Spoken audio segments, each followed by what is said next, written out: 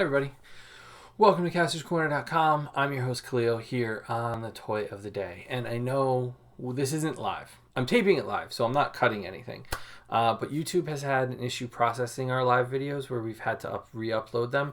So we're just going to go for the upload from the start. So I missed the live comments, but please leave your comments down below. I promise I will read them all and answer them or respond to them in some way, shape, or form.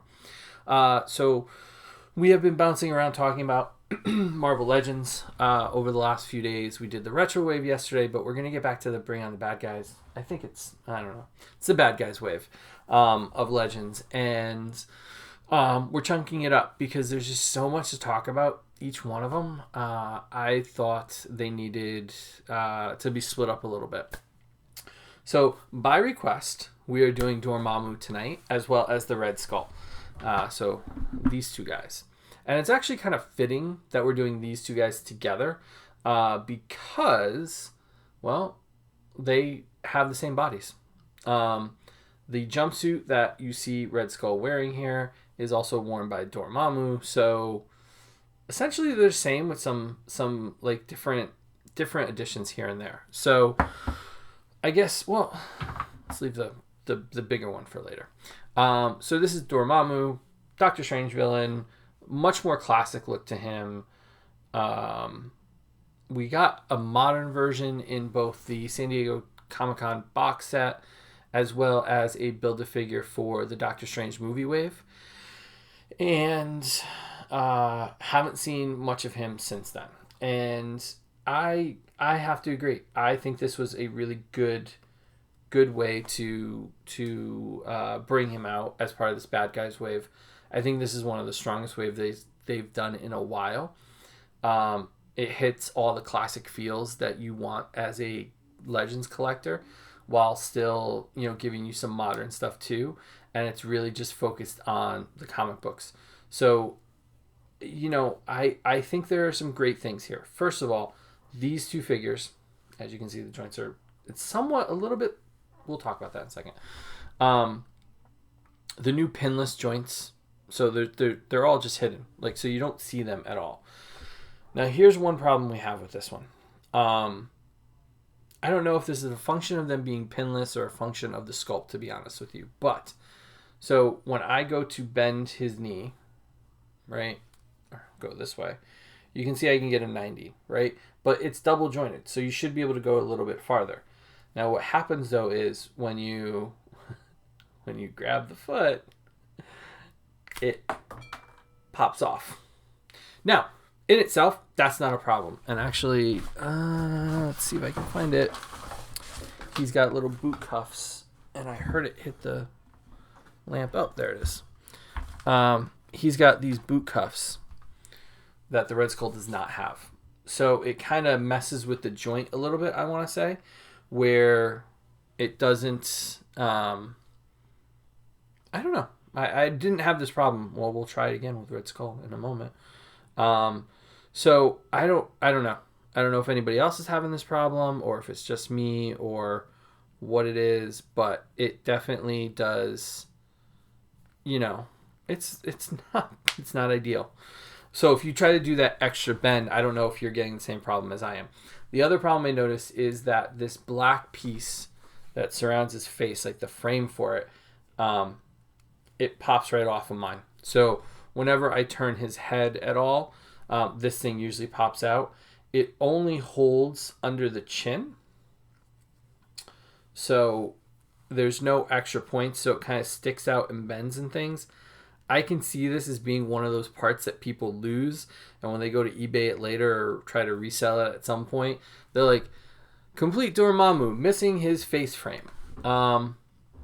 He does come with a bunch of different hands, same hands as the Red Skull, some open hands, some closed hands. You can see the big open hand here, fists and such. So he's got 3 pairs of hands, so 6 hands total. He comes with some flame effects that you can wrap around his arm. Nothing earth-shattering with this guy, for accessories. I'm appreciative of all the hands that they've given us, but to be honest with you, I would have liked a fireball. These wraps just don't do much for me. I would have liked bigger ones or something a little bit bigger for him.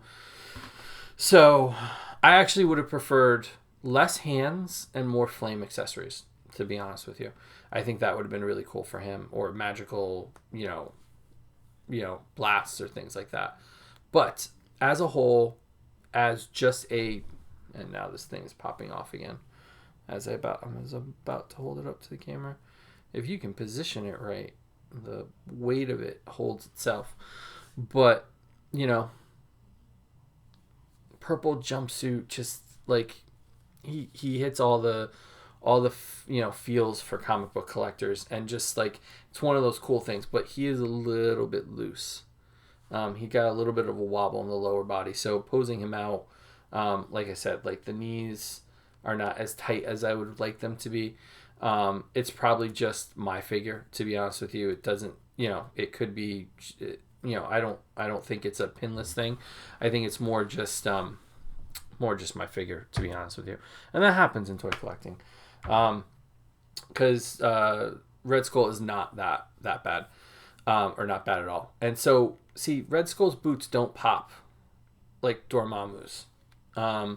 So I think it's that extra plastic that extends the peg that makes it a little unruly when you try to bend it.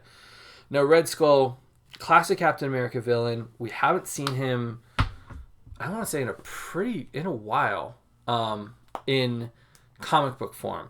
He comes with two heads. One, I don't get the reference for it. It's got that big grin on it. I think that's a little more modern. It's one of the more artistic choices for him. But he's in his green classic jumpsuit with the lime green hands. He does come with a more classic look to the head there, as you can see. Close-up shots on Kastor'sCorner.com. From top to bottom, he is the classic character that you've wanted for a long time.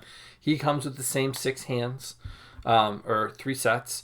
He does come with a blaster, with the Hydra logo on it, as well as the Hydra logo on his armband. And of course, what Red Skull would be complete without for you MCU fans out there that aren't fans of the comics, you would call this the Tesseract. We call this the Cosmic Cube.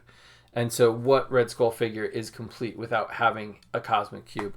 I want to say this one came with it. The Trenchcoat version from a while ago, the Mandroid wave, came with a Cosmic Cube. And the San Diego Comic-Con exclusive Red Skull came with a cube too. So there are plenty of Cosmic Cubes for your collection there if you ever lose one. And it's such a simple thing, and honestly, it's one of the best accessories that they've ever made. And I know that sounds really weird, but like, it's so simple.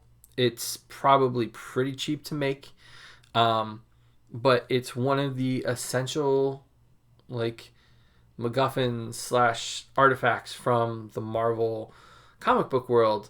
Like, so to have a toy representation of it is just, it's perfect. It really is. There's no other way to say that. So this kind of checks off another box. This goes really well with the 80th anniversary cap that came out I think it was last summer. Was it last summer or was it the summer before? I'm losing track of years, to be honest with you, with being on lockdown and all that. But it is a much needed classic version of Red Skull that we haven't gotten yet. And like, just this pose itself, just having him stand here like this is all you would need on your comic book show. I don't like static posing. I like a little more action. You can see War Machine dunking on Optimus. Devastator's trying to knock down the building. Everybody else is watching. Like, I like a little bit of action, and this static pose, I don't think a company could make a better statue, to be honest with you. If you were to look at collectibles and look at that, this pose, just like this in this costume, is just the quintessential Red Skull, and it's near perfection. So bravo to Dwight and Ryan and Dan and the rest, and Tony and Steve and all the guys at Marvel and all the ladies at Marvel that have done just an amazing job bringing this comic book look to life, as well as this one. Like, don't get me wrong. I just was not a big Doctor Strange fan growing up. whereas Red Skull and Captain America, very, very big fan here. So there you have it. New Legends, and this is why we do things live, so things don't shut off on us. Sorry about that. We're going to take a look at the rest of the wave. You can go check out Zemmu, and the Emperor God Dr. Doom from our previous one. We took a look at the retro Marvel Legends last night. So you can continue, go to castorscorner.com for a complete backlog. Remember to follow us. We are at Kastor's Corner on all social media. Remember to check out the Cornercast podcast tonight with Toy Shiz for the rest of the week, and then we've got more coming up next week. We continue our Mondays with that, and remember to hit that subscribe button on this side of the screen. And remember to hit the subscribe button, because the more of you that join us, the more cool things we get to do, and we get to share them with you. And that's one of the best parts of this journey, is to connect with everybody and share that experience and frustration and joy and excitement about this hobby. So thank you guys for watching, and we'll see you tomorrow on another Toy of the Day here on castorscorner.com.